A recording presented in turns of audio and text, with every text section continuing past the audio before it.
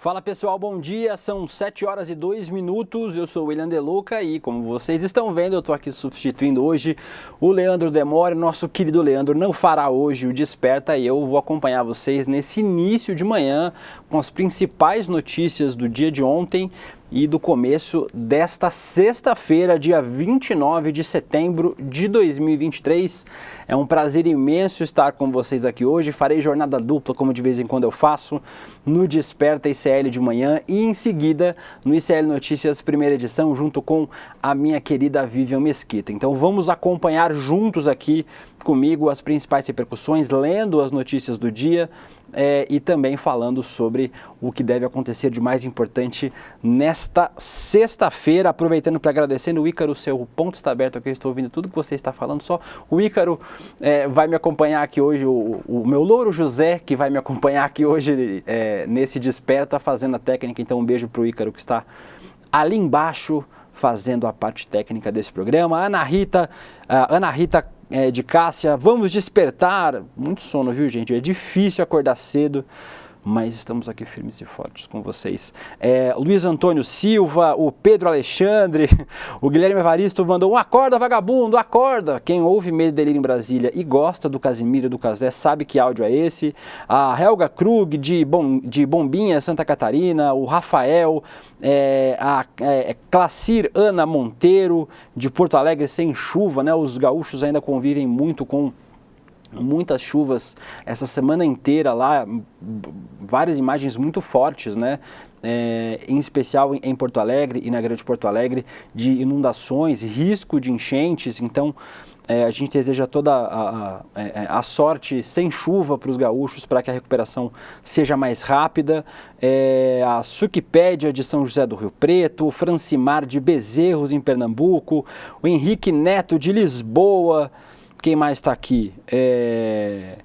A Josina Jô de Rio Pomba, a Márcia Silvana de Porto Alegre, Dolores Fernandes de Londrina, o Brasil inteiro, o mundo inteiro acompanhando aqui o ICL Notícias e o Desperta. Maria Gildete, Guilherme Prudente de Garanhuns, o Ayrton de Itaipulândia, no Paraná. A Beatriz diz, sextou com Deluca. Isso é um bom nome de programa, hein? Vamos pensar se a gente usa. A Jerusa perguntando se o Leandro tá bem, se tudo bem com ele. Tá sim, o Leandro só teve outros compromissos hoje e eu tô aqui assumindo a casinha do Desperta. A Carla mandando um cheiro lá do Recife, Jaguariúna, Florianópolis, João Pessoa na Paraíba. Então, um beijo a todos e todas que estão assistindo o Desperta ICL aqui comigo. Vamos ficar até às 8 horas da manhã com as principais notícias do dia, para você começar o dia com o que de mais importante você precisa ouvir, se você estiver ouvindo apenas em áudio, e precisa ver se estiver comigo aqui durante o programa. Vamos falar hoje de a cirurgia do presidente Lula. Hoje o presidente Lula fará uma cirurgia no quadril que já estava agendada há alguns meses. Então vamos falar sobre a cirurgia do presidente. A gente vai falar sobre a posse do Luiz Roberto Barroso, novo presidente do STF, uma posse cheia de recados, cheia de indiretas e algumas bem diretas. Ontem em Brasília, depois de uma festa para muitos convidados, vamos mostrar um vídeo de Barroso cantando e dançando. Vamos falar sobre marco temporal, né? Sobre o debate da aprovação do marco temporal no Senado e também depois o possível veto do presidente Lula. Quais são os próximos passos desse debate do marco temporal, já que ele foi considerado inconstitucional pelo STF. Vamos falar, e esse é o nosso tema principal, aí vocês vão ver na nossa thumb, né, na nossa imagem de exibição do vídeo depois, a CPI do DF que ouviu ontem a golpista, a Ana Priscila, uma das principais organizadoras dos movimentos de 8 de janeiro, uma influenciadora bolsonarista, e que ontem foi ouvida, Ana Priscila Azevedo, que foi ouvida na CPI do DF ontem. foi enquadrada pelos deputados. Aliás, inclusive, já fica aqui de início o meu abraço aos deputados distritais que têm feito um trabalho excepcional. Lembro aqui do deputado Max Maciel, do deputado Chico, do deputado Chico Vigilante, que é o relator dessa CPI, do deputado Fábio Félix. Então são deputados que têm feito um excelente trabalho. Se tivesse esse pessoal lá na CPMI do golpe, talvez a gente tivesse um outro andamento nos trabalhos. Vamos falar também sobre o Jair Bolsonaro, né? Ontem foi confirmada a inelegibilidade do Bolsonaro, sem chance de recurso, e o Bolsonaro também foi multado para um ótimo dia. Uma ótima sexta-feira para o ex-presidente Jair Bolsonaro, sextou com R$10 mil de multa. E vamos falar no finalzinho do programa sobre a eleição do Conselho Tutelar, que é um tema que tem mobilizado bastante gente, especialmente do campo conservador. A gente vai falar sobre isso no final do programa. Apareceu aí o meu nome embaixo do meu Instagram, então quem está acompanhando aqui, eu vou vendo a audiência durante o programa. Quem está acompanhando aqui, já pode me seguir no Instagram, não, esse é meu Twitter, @DelucaTwitter, DelucaWilliam, você vai lá e segue no Instagram. Eu sempre recebo mensagem de muita gente aqui do ICL, então podem mandar mensagem para mim, que eu respondo sempre que possível. Tem muita gente que manda vídeo, manda novos conteúdos, então a gente está sempre acompanhando. Eu vou aproveitar para ver como a gente está de audiência. A gente está começando o programa quase 3.500 pessoas. Vão deixando o like de vocês, vão deixando os comentários aqui, que sempre que possível eu vou lendo o comentário de vocês, por isso eu estou olhando para baixo de vez em quando, olhando para o notebook aqui. Então fica aqui o registro de vocês. Vou começar tomando um cafezinho para poder começar o programa bem. Vamos lá, gente, vamos começar falando sobre a cirurgia do presidente Lula. Hoje o presidente Lula, está aqui em matéria do G1 Saúde, entenda a cirurgia no quadril que Lula realizará nesta sexta-feira. Apareceu um adblock aqui, eu tirei. A cirurgia que o presidente vai fazer é chamada de artroplastia do quadril, e o presidente vai colocar uma prótese na articulação desgastada. Isso é o que o presidente Lula fará. O G1 aqui fez um infográfico sobre como será essa cirurgia. Essa artrose é um desgaste na cartilagem que reveste a articulação, levando ao atrito ósseo e à inflamação e à dor no caso do presidente, né? Quem tem acompanhado as agendas do presidente Lula tem visto que ele tem andado com um pouco de dificuldade, porque essa artrose também causa dificuldade para andar, para caminhar, e também muita dor. Por isso que o presidente Lula vai precisar fazer essa cirurgia. A gente tem visto, especialmente, como o presidente tem viajado bastante para eventos no exterior, isso prejudica ainda mais, né? Precisa lembrar que o presidente já tem certa idade, né? Já tem quase 80 anos. É isso, né? O presidente tem 76 anos, né? Acho que sim. Vocês me confirmem aqui no chat. E o presidente Lula fará essa cirurgia hoje, que é a substituição do osso pela prótese. Tá aqui, tem um gráfico aqui do G1 também que mostra como é feita essa cirurgia sob anestesia. Então, o G1 traz uma matéria bem completinha, uma cirurgia relativamente simples, né? Tempo de 1 a 2 horas, e a recuperação é de mais ou menos 1 mês. Então tá aí, a gente aproveita para desejar uma cirurgia tranquila para o presidente Lula, sem nenhuma intercorrência, e que ele possa voltar às suas plenas capacidades e sem dor, né, de preferência, muito em breve. Nisso, vocês devem estar se perguntando, o presidente Lula vai ficar afastado da presidência? Não, não vai. Aqui matéria da Veja, que vai carregar aqui. Alckmin não vê necessidade de Lula se afastar após cirurgia no quadril. O Alckmin, como vocês sabem, é médico. E ele é especializado em anestesiologia, então o vice-presidente Alckmin foi ouvido ontem durante a participação de um evento, e ele disse que o presidente Lula não precisará se afastar do cargo durante a recuperação da cirurgia. O presidente Lula fará a cirurgia hoje, sexta-feira, e o tempo médico de recuperação é de 3 semanas a 1 mês, para que ele possa voltar às suas plenas capacidades. Então, eu estou ouvindo um áudio aqui, Ícaro, no meu retorno. Menino Ícaro, que está aqui comigo hoje. Manda um beijo pro Ícaro aqui no chat. O Ícaro é um fofo que acompanha a gente todos os dias aqui no ICL, na nossa técnica. É o Caio também aqui, Caio Marinato também está aqui comigo hoje, acompanhando este programa. E se eu esqueci alguém da técnica, vocês me avisem no grupo para eu lembrar, para não dar mancada com ninguém.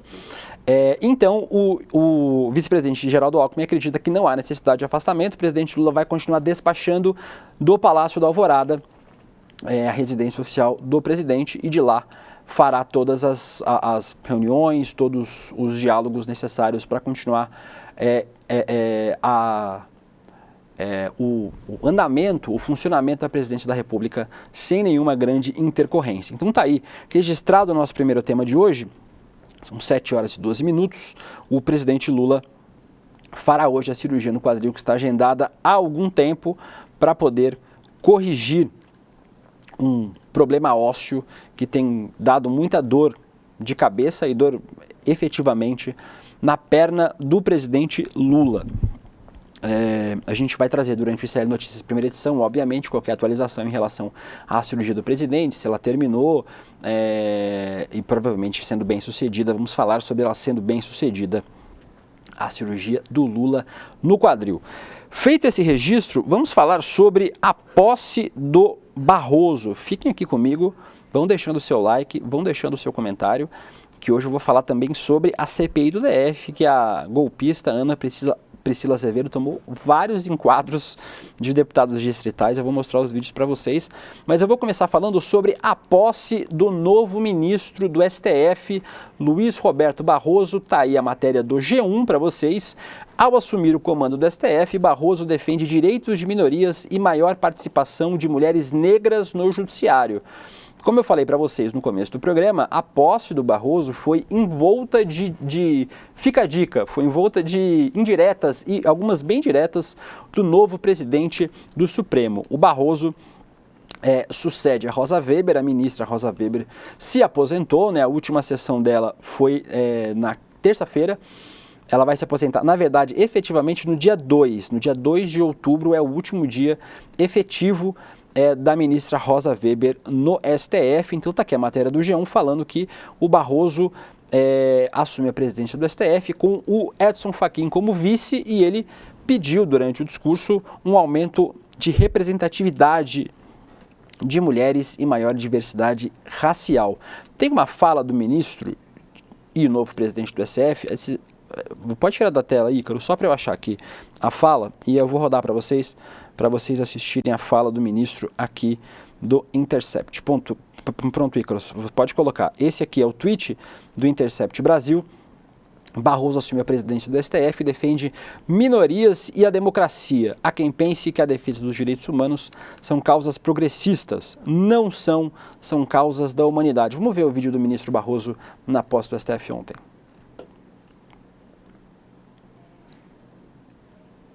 Vamos ver, Ícaro, ou não? Não vamos ver. O Ícaro está ajeitando lá para a gente E Harold Koh, em Harvard, onde convivi com acadêmicos como Mark Tushnet e Mangabeira Unger. Foi uma longa jornada até aqui. Meu agradecimento mais especial vai para todos os professores que iluminaram o meu caminho. Ícaro, não é esse vídeo, na verdade, é o vídeo do Twitter que eu mandei para você, o vídeo do Intercept, mas a gente vai achar, gente. Quem sabe faz ao vivo, como diz o ilustríssimo Fausto Silva. Eu vou pegar um vídeo para vocês aqui. É esse aqui que eu vou marcar para você aí no nosso grupo lá, Ícaro. É o vídeo do Intercept Brasil que está no Twitter. Mas, em resumo para vocês, o ministro Barroso, esse aí. Vamos lá. Há quem pense que a defesa dos direitos humanos, da igualdade da mulher, da proteção ambiental, das ações afirmativas, do respeito à comunidade gay, da inclusão das pessoas com deficiência, da preservação das comunidades indígenas, há quem ache que todas essas causas são causas progressistas. Não são. Essas são as causas da humanidade, da dignidade humana, do respeito e consideração por todas as pessoas. Poucas derrotas do espírito são mais tristes do que alguém se achar melhor do que os outros.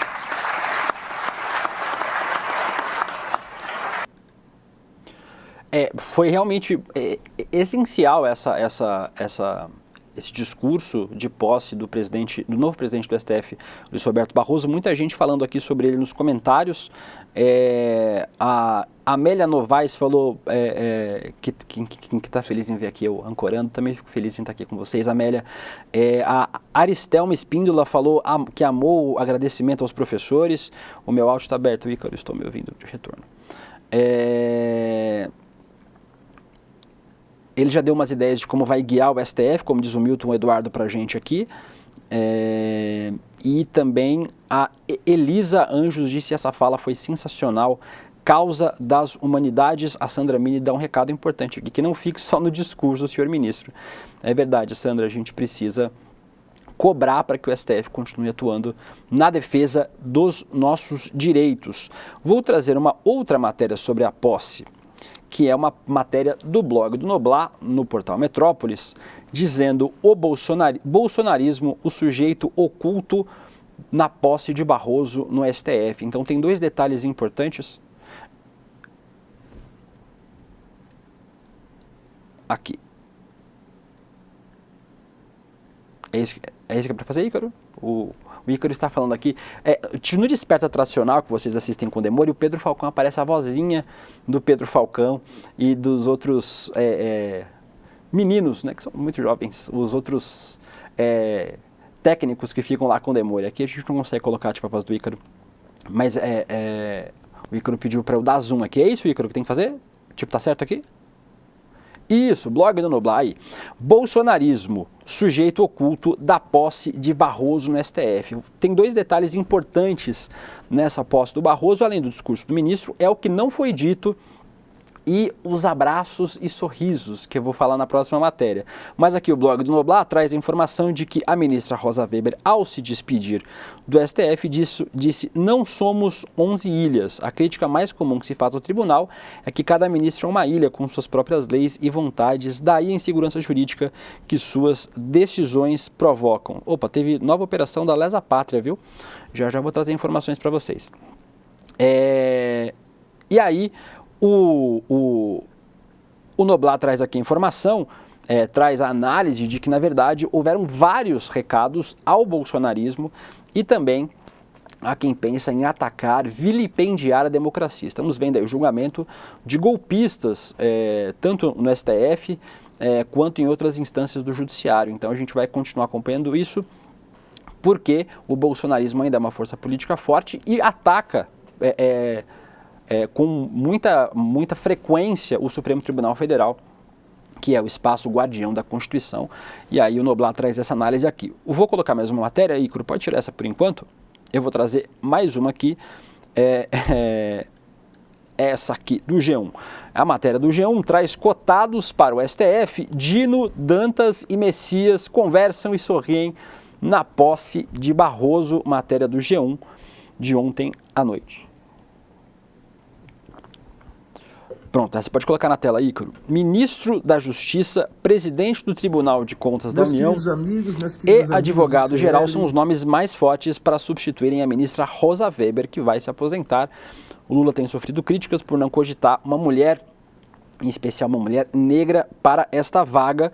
Aqui tem um videozinho do G1, que eu não vou rodar, porque é do G1, mas que fala que os três principais candidatos a essa vaga da ministra Rosa Weber, o ministro da Justiça Flávio Dino, que tem se mostrado e tem sido apontado como o principal favorito a assumir essa cadeira deixada pela ministra Rosa Weber, o presidente do Tribunal de Contas da União, o ministro Bruno Dantas, e o advogado-geral da União, Jorge Messias. Então, aqui nesse videozinho, que eu não vou rodar com vídeo, não, aqui, ó, pronto, aqui a fotinho deles juntos. Mostra aí pela ordem, né, no meio ali o ministro Flávio Dino, do lado direito o Bruno Dantas e do lado esquerdo o Jorge, não, do lado direito o Jorge Messias e do lado esquerdo o Bruno Dantas. São os três cotados a essa vaga do STF e eles foram a posse do ministro Luiz Roberto Barroso e foram flagrados lá aos risos e aos abraços os favoritos a essa vaga do STF. para fechar esse tema do Barroso, são 7 horas e 20 minutos, agradecendo a audiência de vocês, estamos com quase 8.000 pessoas, mas não temos 8.000 likes, viu, gente? Então, se vocês estão vendo no YouTube, deixem o like de vocês, deixem o comentário, compartilhem o vídeo se vocês estão vendo no Instagram, para que mais gente assista aqui ao ICL Notícias e também ao Desperta todos os dias a partir das 7 horas da manhã. Deixa o like de vocês. Vocês sabem que o ICL é o único canal de notícias do planeta Terra. Não conhecemos canais de outros planetas, então a gente não pode afirmar, sem ser fake news, que em outros planetas não existam canais que não sejam monetizados, mas esse é um canal de notícias que não tem monetização, não tem superchat, não tem inscrição no canal do YouTube, não tem patrocínio, não recebe verba pública, não recebe publicidade, não recebe nada. A gente só existe graças aos alunos do Instituto Conhecimento Liberta, que ontem tiveram inclusive uma aula excepcional, né? Uma palestra com a Monja Cohen. A gente provavelmente vai falar sobre isso no ICL Notícias primeira edição já, mas vocês fazem com que o ICL continue existindo, continue crescendo, e para isso a gente precisa chegar a mais gente. Então ajudem o algoritmo do YouTube, das redes sociais, a empurrar a gente para mais longe. Você que está vendo a gente pela TVT, também um grande abraço para vocês. A gente está muito feliz de ter a audiência de vocês aqui também pela TVT. Quase 8.000 pessoas. Vamos para o próximo tema? Não, deixa eu chamar esse vídeo só para ter um momento de alegria. Todas as posses de presidentes do STF, a gente sempre acaba vendo momentos de dancinha e de festa. Vou mostrar para vocês rapidinho aqui o ministro Barroso. Esse vídeo aqui, Ícaro, do nosso querido Guga Noblar, o nosso colega aqui do ICL Notícias, cantando com o Diogo Nogueira, Aquarela do Brasil, durante a festa depois, né, o jantar e a festa da posse do ministro Barroso. Vamos ver esse vídeo rapidinho, Ícaro, o vídeo do Guga Noblar,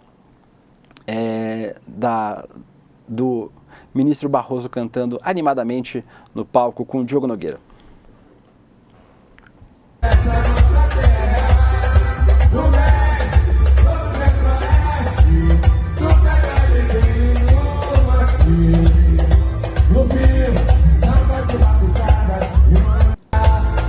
Muito bem, viram aí o vídeo do ministro Barroso cantando na sua festa de posse ao lado do sambista Diogo Nogueira. Então, tá aí o registro. Antes da gente mudar para o próximo tema, 7 horas e 24 minutos, já falamos sobre a cirurgia do presidente Lula, já falamos sobre a posse do ministro Luiz Roberto Barroso no STF, e agora eu vou trazer um tema que é correlato, já que um dos principais temas debatidos no STF é o marco temporal. Deixa eu fechar essa janelinha aqui para abrir outra, peraí. Pronto, aqui. Matéria do Globo, de Sérgio Roxo, Camila Turtelli, Mariana Muniz, Dimitrios Dantas e Fernanda Alves. Planalto prepara veto ao marco temporal aprovado com amplo apoio da base, ou seja, o marco temporal só foi aprovado no Senado com votos de partidos que hoje compõem a base do governo do presidente Lula. Votos do PP, votos dos Republicanos, do PSD. A gente sempre fala aqui no ICL que essa governabilidade é importante, o presidente Lula precisa ter esses partidos, infelizmente ou felizmente, depende do ponto de vista na base do governo, mas que isso precisa se converter em governabilidade. Não adianta você enfiar um monte de partido no governo e os partidos não entregarem os votos em pautas essenciais para o governo, né? A gente sabe que as pautas de costume provavelmente não vão ter apoio, né? E até o próprio presidente da Câmara dos Deputados, o Arthur Lira, já falou que não pautará o que se consagrou chamar de pautas de costume, né? Pautas morais, vai avançar em pautas econômicas e outras pautas importantes para o país, mas não as pautas por exemplo, direitos humanos, que são importantes também, mas o Arthur Lira já deu esse recado, mas os partidos da base não têm entregado os votos necessários. E essa matéria aqui fala sobre isso também, essa matéria do jornal O Globo, que o Planalto prepara veto ao projeto de lei que institui o marco temporal para a demarcação de terras indígenas aprovadas com amplo apoio da base do governo. O presidente deve barrar o texto na íntegra, segundo interlocutores do presidente Lula. Integrantes da articulação política planejam uma ofensiva para reverter insatisfações, tarefa que esbarra na disposição dos congressistas de enfrentar o governo, comportamento exposto pelo placar da votação de quarta-feira no Senado. Dos 43 votos favoráveis à proposta, 34 vieram de partidos com cargos na gestão do presidente Lula. Então aqui está o registro de como esse debate será difícil. O ministro das Relações Institucionais do governo Lula vai ter muito trabalho nisso, mas o que deve acontecer, os próximos passos, foi aprovado no Senado. Esse projeto agora vai para a sanção do presidente Lula, que deve vetar o projeto na íntegra, e aí o que vai acontecer? O projeto volta, esse debate volta para o Senado e para a Câmara dos Deputados, onde eles podem derrubar o veto do presidente, o que a gente também acredita, os especialistas, os analistas de Brasília acreditam que também deve acontecer, ou seja, os deputados e senadores devem derrubar o veto do presidente para que a lei seja aplicada. Aí o debate vai lá no Barroso. A gente estava falando agora da posse do novo ministro do STF, os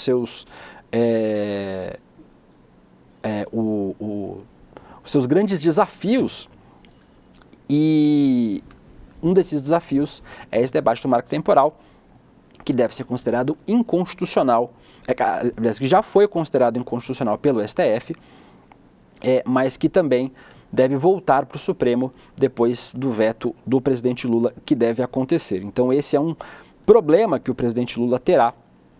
Aí a matéria da Andréa Sadi, do G1, falando exatamente isso que eu disse, que o Adblock aqui, que o Congresso sinaliza derrubada de eventual veto do presidente Lula ao marco temporal. A matéria da Sadi diz exatamente isso que eu falei para vocês. O presidente Lula vai vetar o projeto na íntegra, e aí o Congresso deve derrubar o veto do presidente Lula. E aí o debate volta para o STF. O STF já considerou o projeto inconstitucional, o projeto provavelmente não vai ser aplicado. Isso é uma coisa importante que a gente sempre diz, gente? Não é porque foi aprovado pelo Congresso, pelo Senado, pela Câmara dos Deputados, que seja legal. Existem dispositivos constitucionais que não podem ser derrubados, que não podem ser alterados, sem, por exemplo, uma nova constituinte. Esse caso específico, o projeto, o tema já foi votado pelo STF e considerado inconstitucional. Por isso, o presidente Lula deve vetar na íntegra e o STF deve se pronunciar de novo falando, não, o projeto não vai ser posto em prática, porque já foi matéria debatida no STF que considerou inconstitucional. São 7 horas e 30 minutos, vou tirar aqui essa matéria da Andréa Sadi da tela, agradecendo os comentários de vocês aqui, que eu não estou podendo acompanhar, mas sei que estão acontecendo. Estamos com, deixa eu ver aqui, no nosso grupinho, mais de quase 8.500 pessoas assistindo ao vivo aqui o Desperta Comigo, na manhã da sexta-feira, agradecendo a todos e todas vocês, pedindo para vocês deixarem o like, deixarem os comentários. Elcio de Souza está aqui com a gente, Alba Granotto, dizendo que no Brasil tem bancadas de políticos chantagistas que estão contra tudo que beneficia o povo. Por isso a importância da gente falar sobre o nosso voto, Alba, o tempo todo, não só nas eleições. O Josevaldo falou que gosta do ICL, mas o nosso jornalista é um pouco lento. É que eu estou com sono, Josevaldo. Aí eu estou um pouco lento, mas eu estou tomando café, eu vou acordar daqui a pouco, viu? A Ivelise de Curitiba diz que é o pior congresso que nós já temos. O Miguel Monteiro diz que o Lira será o próximo Cunha. Espero que você esteja errado. A Kátia Nunes também está aqui com a gente. O Clair Santos de Santa Cruz, no Rio Grande do Sul. E a Valéria Calisto diz que o Congresso não deixa o Brasil dormir em paz. É verdade, Valéria. A gente tem um debate muito importante. A Helena e a Gabriela estão me defendendo aqui, dizendo que eu sou ótimo. Obrigado, Helena e Gabriela, um beijo para vocês. Mas a gente realmente tem que discutir o nosso Congresso. O nosso Congresso é um dos principais problemas desse país, A gente sempre pensa muito no voto para presidente, para governador, mas as nossas assembleias, nossa Câmara dos Deputados, nosso Senado são importantes demais. Vou aproveitar porque a gente está falando sobre o Congresso para falar sobre quem atacou o Congresso. Deixa eu voltar lá para minhas janelinhas de matérias aqui com vocês, para falar sobre a CPI do golpe no Distrito Federal. Então, está aqui matéria do Estadão, assinado pelo Tássio Lohan, falando sobre o depoimento da Ana Priscila Azevedo, uma influenciadora digital bolsonarista, golpista, presa, inclusive, que ameaçou colapsar o sistema e disse que não sabia que cometia crime ao invadir o Planalto. A disfarçatez dos bolsonaristas tem duas coisas que sempre me impressionam, assim, a arrogância do bolsonarismo, né? Mesmo afundado no lodo, eles continuam com uma arrogância, uma empáfia muito grande, né? A participação dos militares, dos generais e dos outros militares nas CPIs, na CPMI, deixam isso muito claro. Mas ontem a Ana Priscila Azevedo, que não é nem militar, nem general, nem nada, é só uma influenciadora digital, também foi muito arrogante durante todo o seu depoimento.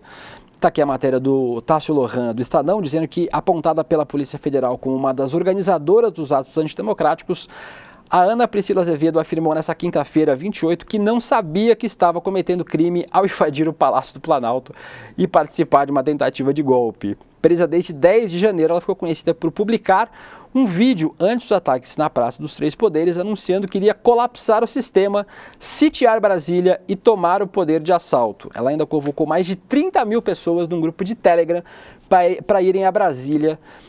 No vídeo ela disse: a Babilônia vai cair. Então está aqui a Ana Priscila Azevedo prestando depoimento ontem na CPI do DF. Eu vou mostrar dois vídeos para vocês. Pode tirar da tela a matéria, Ícaro, por favor. Eu vou mostrar para vocês dois vídeos. O primeiro deles é um vídeo de um depoimento da Ana Priscila Azevedo ontem no STF. É este vídeo que eu vou puxar aqui, Ícaro, para nós. Espera aí. Vai dar certo, gente. Um vídeo da própria Câmara do DF, desse depoimento da Ana Priscila. É esse vídeo aqui, Ícaro, esse vídeo de 2 minutos e 22 segundos. Esse está na tela para vocês aí no meu Twitter. Se vocês não me seguem no Twitter ainda, @deluca, está aí na tela para vocês. No Instagram, @delucawilliam. Vamos ver o vídeo da Ana Priscila falando ontem na CPI do DF. E não desistirei jamais do meu país. Sou uma patriota e por isso me manifestei e me juntei a outros que pensavam que poderiam contribuir para um Brasil melhor. Disse várias vezes, digo de novo e repetirei tantas vezes quantas forem necessárias, que sou patriota e por isso não me calei. Porém, em momento algum pensei que ser patriota pudesse vir a ser sinônimo de golpista e que passasse a ser considerado como tipo penal. Pensava eu que a democracia me permitisse o direito ao livre pensamento, onde eu pudesse ir aonde eu bem quisesse e que poderia me encontrar com quem quer que fosse. Apenas pensava que, não havendo censura, poderia livremente me manifestar dizendo o que pensava, mesmo que pensasse errado ou diferente daqueles que estivessem no poder, pois no Brasil sempre se falou tudo o que queria se dizer, pelo menos depois de 1988, quando entrou em vigor a nossa Constituição. Jamais pensei que poderia ser proibida de falar, ou que tivesse o brasileiro restringido, além da sua liberdade de expressão, o seu direito de ir e vir. Confesso então que não sabia que estava errando, e muito menos poderia imaginar que estava a praticar um crime. Jamais pensei que, ao atender ao chamado de militares, poderia ser marcada e presa, pois até então era a instituição onde a população de patriotas depositava os maiores índices de aprovação.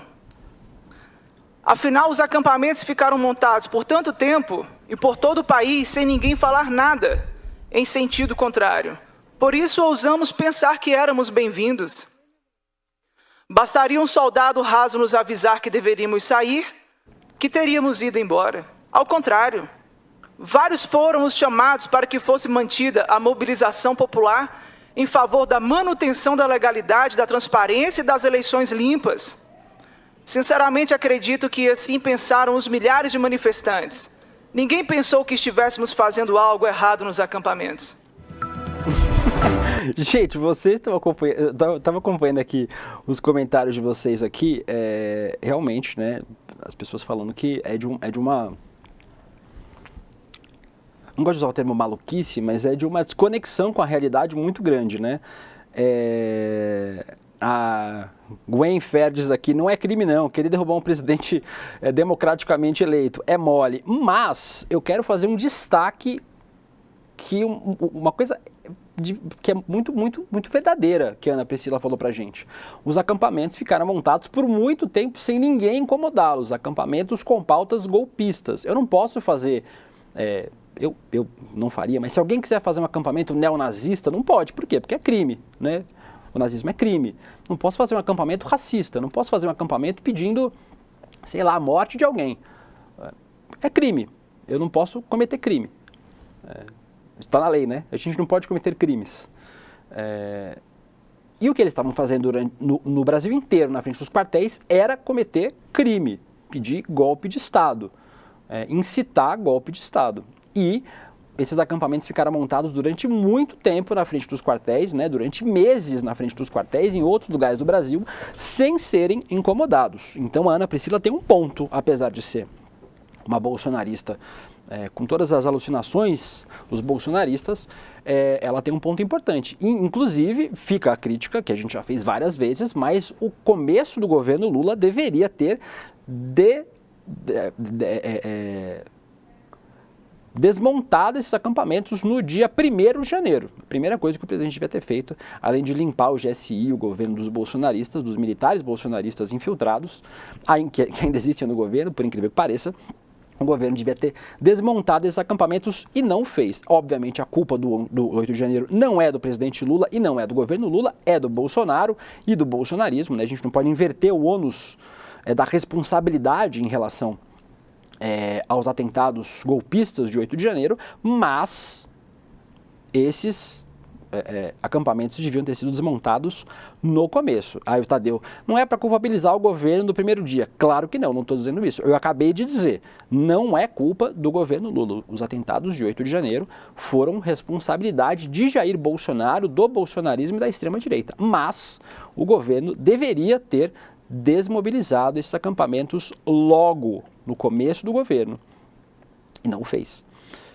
A culpa, obviamente, não é do governo, a culpa, obviamente, é do bolsonarismo que promoveu esses ataques. Eu vou mostrar mais um vídeo para vocês. São 7 horas e 39 minutos, 7 horas e 40 minutos. Estamos com mais de 10 mil pessoas ao vivo, agradecendo a audiência de todos vocês. Compartilhem o vídeo, curtam o vídeo para que a gente chegue a mais gente. Vou mostrar mais um vídeo de uma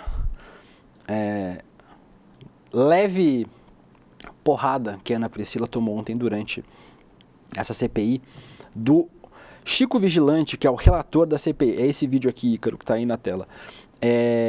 Ontem o relator da CPI, o deputado distrital Chico Vigilante do PT, estava inquirindo a Ana Priscila e veja só como foi gentil na inquirição.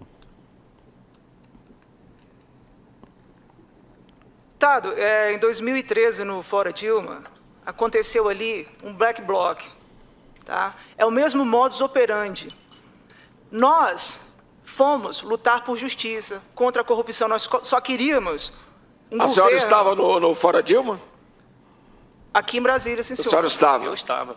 Sim, senhor. Quer dizer que a senhora já é golpista de muito tempo. Não, senhor. Prossiga, deputado Hermeto. Nós tivemos 4 anos de um governo que o país cresceu. Nós vimos a transposição do Rio São Francisco, nós vimos poços artesianos que foram furados no semiárido nordestino. A senhora não vai fazer propaganda de um governo genocida que matou milhares de pessoas? Olha o passarinho. O vídeo do Nós e Conexões aí tem olha o passarinho do Lula no final do vídeo. Não tem o nosso sabiazinho bubu aqui do nosso Chico Sá. Mas fica aí o registro do... Aí, ó, no finalzinho. Tem o nosso deputado distrital Chico, o nosso deputado distrital Chico Vigilante, poucas ideias, como a gente diz aqui em São Paulo, com a golpista Ana Priscila. Falando sobre esse tema, são 7 horas e 40 minutos, temos vários temas para passar, conseguiremos passar por todos? Talvez não, mas aí a gente continua falando sobre vários deles no ICL Notícias primeira edição, com a Vivian Mesquita, eu e Vivian daqui a pouquinho. Mas eu quero trazer uma notícia de agora, tá aí na tela pra gente, PF faz buscas contra ex-integrantes das Forças Armadas do Exército por participação nos ataques de 8 de janeiro. O general da reserva, Ridalto Lúcio Fernandes, é suspeito de ser um dos idealizadores dos atos golpistas. Investigação busca identificar o envolvimento de outros integrantes deste grupo. Está aqui a matéria do César Tralli, da TV Globo, às 6 horas e 51 minutos da manhã. Vamos ler juntos. A Polícia Federal cumpriu na manhã dessa sexta-feira um mandato de busca e apreensão contra o general Ridalto Lúcio Fernandes, acusado de participação nos atos golpistas de 8 de janeiro. A ação acontece na 18ª fase da Operação Lesa Pátria. O general é ex-diretor de logística do Ministério da Saúde e ligado ao ex-ministro e agora deputado Eduardo Pazuello. Ele foi nomeado em julho de 21 e ficou até o último dia do governo Bolsonaro. Então, vamos trazer mais atualizações sobre essa 18ª fase da Operação Lesa Pátria já no ICL Notícias primeira edição. Então, continuem com a gente aqui durante a manhã inteira que vocês vão ter mais detalhes sobre este caso, mas está aí a PF fazendo busca e apreensão contra um general da reserva. Muito grave a participação dos militares, e a gente cobra sempre que os militares não sejam anistiados, né? A gente tem visto muitos bolsonaristas condenados, presos, julgados e condenados dentro do processo legal, né, com direito à ampla defesa, mas a gente não pode ver general sendo anistiado desse processo. A gente não pode ver militar de alta patente, e a gente sabe, né,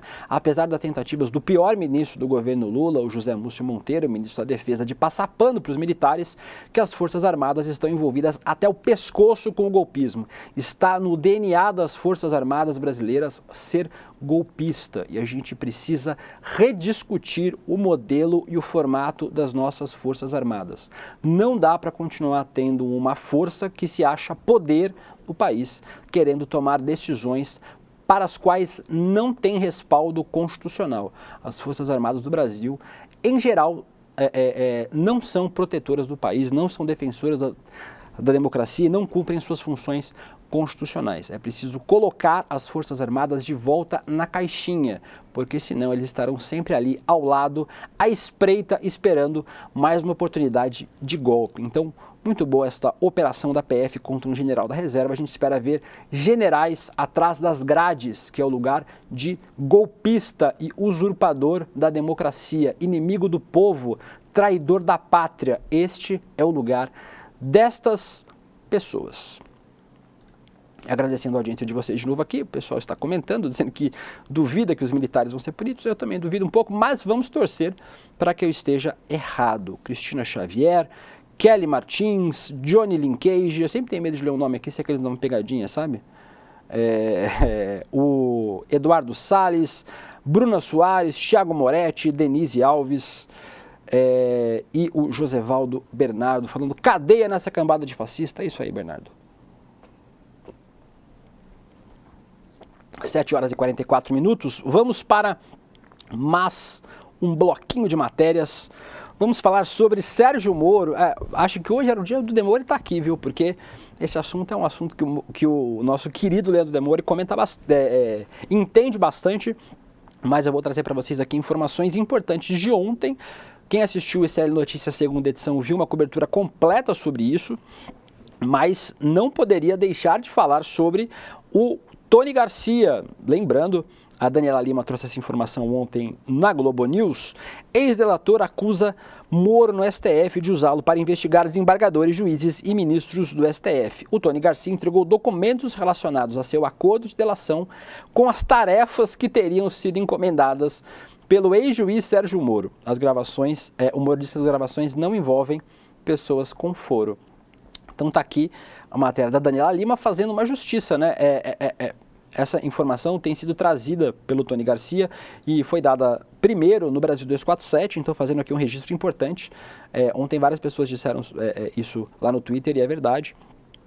O Brasil 247 foi quem deu essa informação primeiro, agora trazida pela Daniela Lima, né? A gente sabe que quando a imprensa hegemônica traz uma informação, parece que é exclusiva em primeira mão, mas nesse caso a informação já tinha sido dada pelo Tony Garcia ao Brasil 247, fica aqui o registro. Mas Aqui é a matéria da Daniela Lima. Documentos até então sob sigilo na 13ª Vara de Curitiba revelam que Sérgio Moro corroborou um acordo de colaboração premiada que previa grampear, monitorar e levantar provas contra colegas da magistratura paranaense que tinham foro privilegiado e estavam fora, por força da lei, do alcance dele como juiz federal.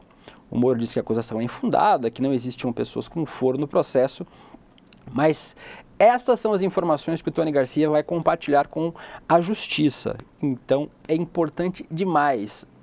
Em Brasília, dá-se como certa a cassação do mandato do Sérgio Moro, por nenhum desses crimes que a gente está falando aqui, mas por conta de crimes eleitorais, né? Por conta de crimes na época da campanha dele para senador.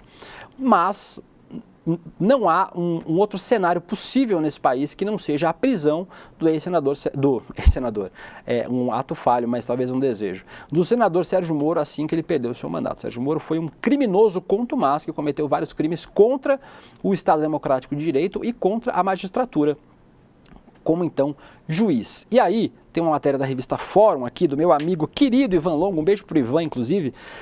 Lava Jato passada a limpo. Moro, alvo do CNJ e da PF, entenda a investigação e saiba o que pode acontecer com o senador. A matéria aqui do Ivan Longo, publicada ontem à noite, diz que o CNJ, por determinação recente do Corregedor Nacional, abriu uma investigação inédita contra Sérgio Moro para apurar possíveis irregularidades da época em que ele atuava na gestão de recursos bilionários oriundos dos acordos de leniência firmados pela Lava Jato com a Petrobras. As investigações têm como alvos ainda a justiça Gabriela Hard, os desembargadores Loraci Flores, João Pedro Gebran e Marcelo Malucelli, todos do TRF4. Trata-se de um desdobramento da correição extraordinária realizada pela Corregedoria da 13ª Vara de Curitiba, que apontou uma gestão caótica, entre aspas, né, esse é o termo que a correição usa, dos recursos dos acordos de leniência entre 2015 e 2019, período em que a Petrobras era investigada nos Estados Unidos e Moro comandava a 13ª Vara. Escutem este dado. Segundo Luiz Felipe Salomão, Moro autorizou o repasse de 2,1 bilhões à Petrobras no período investigado e há, nesta movimentação, abre aspas de novo, indícios de violação reiterada dos deveres de transparência, de prudência, de imparcialidade e de diligência do cargo. O Corregedor Nacional de Justiça aponta que esse repasse foi feito ao ímpeto de efetuar a execução imediata dos termos estabelecidos nos acordos firmados pela Força Tarefa, o que terminava por consolidar verdadeira dispensa do devido processo legal. Sérgio Moro, muito complicado na Justiça e certamente terá que responder pelos crimes que cometeu enquanto juiz da Lava Jato e provavelmente por crimes eleitorais também, da época da campanha dele para o Senado. São 7h49, daqui a pouquinho a gente tem CL Notícias, primeira edição, comigo, com o Vivian Mesquita. Hoje tem mais alguém no programa, Ícaro? Tenta descobrir aí para mim, quem vai estar no programa hoje com a gente, porque eu acho que o Edu... Porque o Edu não vai estar na bancada hoje com a gente. Então, será que sou só eu, a Vivian, hoje? A gente vai descobrir.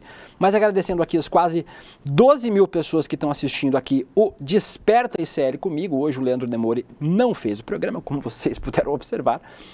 Mas eu estou aqui substituindo o Demore, a gente falando sobre os principais temas do dia. Faltando 10 minutinhos para o programa terminar, a gente ainda tem alguns assuntos para comentar importantes. Se só eu e a Vivian hoje. Eu e Vivi e eu, nossa duplinha de todos os dias. Hoje sem o chefe é um risco, quando o nosso chefe Eduardo Moreira não está aqui, é sempre um risco de sair palhaçadas, então muito cuidado.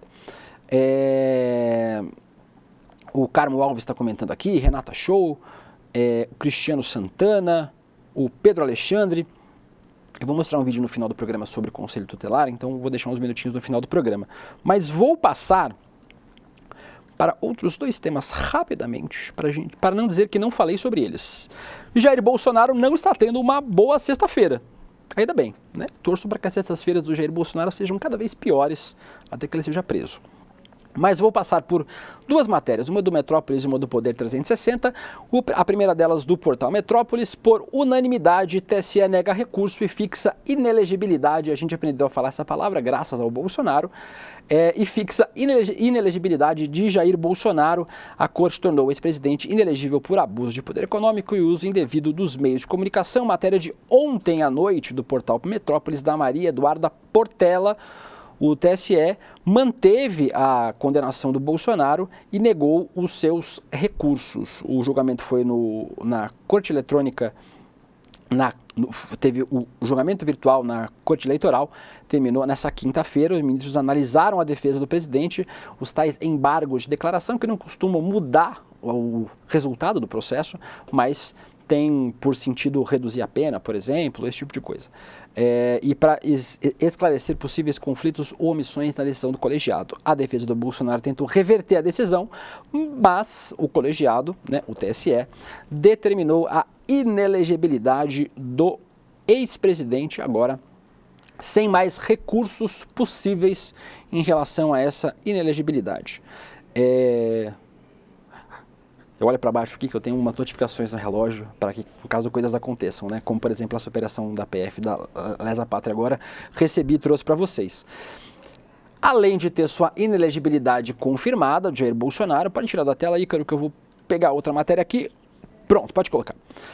O Poder 360, a TSE multa Bolsonaro em R$10 mil por material contra Lula. Então, na mesma levada, o Bolsonaro levou duas. Aqui, matéria de ontem à noite do Poder 360, o TSE multou o Jair Bolsonaro em R$10 mil por propagandas negativas contra o então candidato e agora presidente Lula nas eleições de 2022. A coligação do Bolsonaro também foi multada em R$30 mil. O relator do caso, o ministro Benedito Gonçalves, mencionou que a legislação proíbe impulsionamento pela internet negativa contra adversários. Então, mas isso não é problema para o Bolsonaro, né, gente? 105 imóveis da família Bolsonaro, salário de 40 mil de aposentadoria, mais 40 mil do PL, mais 40 mil da Michele Bolsonaro, os seguidores da seita bolsonarista mandando pix para o Bolsonaro sempre que ele pede. Então, R$10 mil é dinheiro de pinga para o Jair, o ladrão de joias, que é só achar um Patek Philippe escondido lá e vender que o Jair Bolsonaro consegue pagar essa multa e ainda sobra muito dinheiro. Mas tá aí, decisão do TSE multando o ex-presidente Jair Bolsonaro em R$10 mil.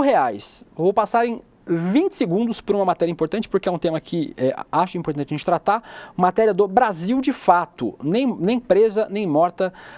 Milhares protestam pela legalização do aborto em São Paulo. Ontem, aqui em São Paulo, a gente teve um ato contra a criminalização do aborto, pela descriminalização e pela legalização do aborto. O debate que tem acontecido no Supremo e causado um rebuliço entre os conservadores que querem criminalizar mulheres que abortam. Então está aqui a matéria do Brasil de Fato, trazendo que ontem à noite a gente teve milhares de mulheres com lenços verdes e cartazes, que é um símbolo desse movimento, como vocês veem na foto aqui, do Supremo Tribunal Federal. Então, feito o registro rapidinho, porque faltando 6 minutos para terminar o programa, eu vou passar por um outro tema. A gente pode tirar para a gente, Ícaro? Agradecendo a audiência de vocês aqui, audiência muito boa.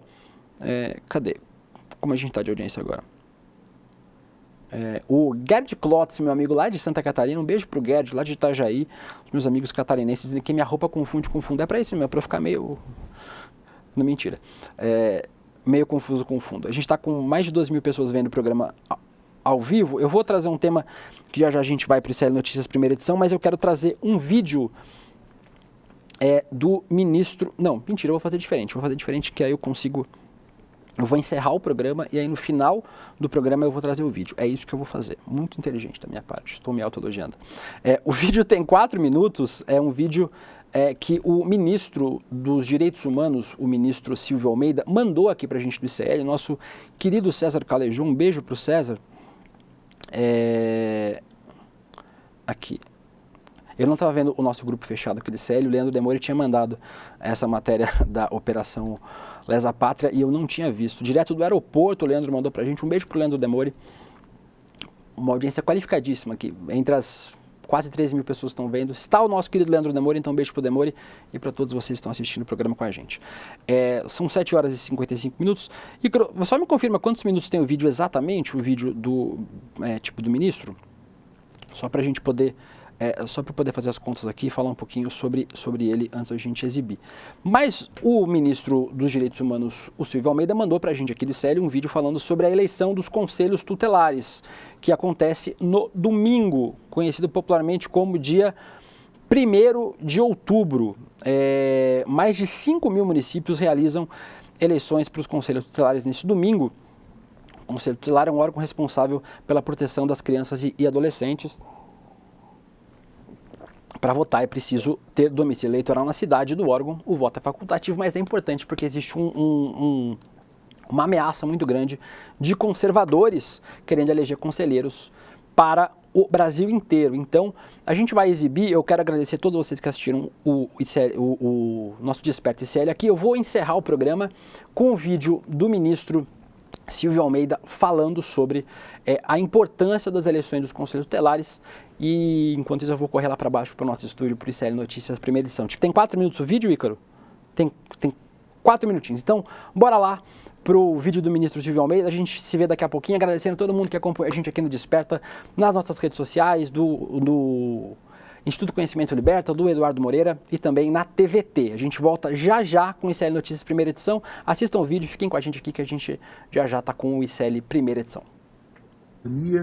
E vim aqui chamá-los para a votação que vai ocorrer neste domingo, dia 1º de outubro, que é a votação para a escolha dos conselheiros das conselheiras tutelares em todo o Brasil. Serão mais de 30 mil conselheiros e conselheiras tutelares que serão escolhidos em todo o Brasil e nós temos que votar. É importante que nós votemos, porque qual que é o papel dos conselheiros e conselheiras tutelares?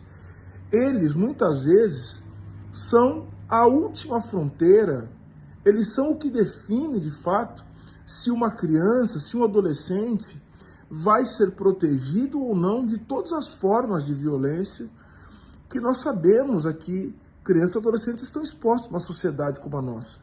São os conselheiros e conselheiras tutelares que vão zelar para que as crianças elas tenham o tratamento que a lei exige que tenham, que a Constituição exige que tenham. E para quem não sabe, a Constituição Federal de 88, a nossa Constituição, ela determina que a criança tem prioridade absoluta. E, portanto, os conselheiros e conselheiras tutelares, eles têm o papel de zelar para que haja o cumprimento dessa determinação que vem da Constituição Federal. Por isso eu quero chamá-la, você que me ouve, meu amigo e minha amiga, para que participe das eleições. Como é que eu vou saber em quem votar? Primeiro, as prefeituras, elas têm uma lista de candidatos e candidatas. Essa lista de candidatos e candidatas tem o nome do candidato ou da candidata que você quer votar, enfim. E você pode pesquisar também para saber qual que é o compromisso dessa pessoa com a pauta, com a agenda da criança e do adolescente. Isso é fundamental. Agora tem uma coisa que é muito relevante que a gente tem que prestar atenção. O conselheiro e a conselheira tutelar, eles têm um papel, que é de olhar para a criança, olhar para o adolescente, a partir daquilo que determina o Estatuto da Criança e Adolescente. Então vejam que o compromisso do conselheiro, da conselheira, é fazer com que a criança e o adolescente sejam tratados de acordo com o que determina o Estatuto da Criança e do Adolescente. Então esse é o nosso compromisso fundamental. Temos que lembrar o seguinte, que há várias crianças em várias situações, há crianças de culturas diferentes, há famílias das mais diversas, e o conselheiro tutelar, a conselheira tutelar, deve levar isso em consideração, que existem infâncias, que existem formas diferentes de existir, e todas elas, numa democracia, devem ser tratadas da mesma maneira. Então a agenda fundamental é, não podemos deixar as crianças sem cuidado, não podemos deixar as crianças à mercê da violência, não podemos deixar as crianças com as privações, que nós sabemos que há crianças que têm muitas privações, fome, falta de moradia. Então nós temos que cuidar das famílias também. Então o conselheiro e a conselheira tutelar, ele deve zelar para que a criança ela consiga estar dentro da sua família e protegida. Então, deve-se olhar também para isso. A família é muito importante para a criança e para o adolescente. Então, é isso que eu quero dizer para vocês aqui. Eu quero convidá-los e convidá-los, portanto, a participar desse ato cívico pela democracia do Brasil e que vai ser tão importante para a proteção das nossas crianças e dos nossos adolescentes. Um abraço ao público do ICL, um abraço para todos os brasileiros e brasileiras. A gente se encontra domingo, então, na votação para os conselhos e conselheiras, para o Conselho Tutelar, para os conselhos tutelares, para conselheiros e conselheiras. Muito obrigado, fica o meu abraço.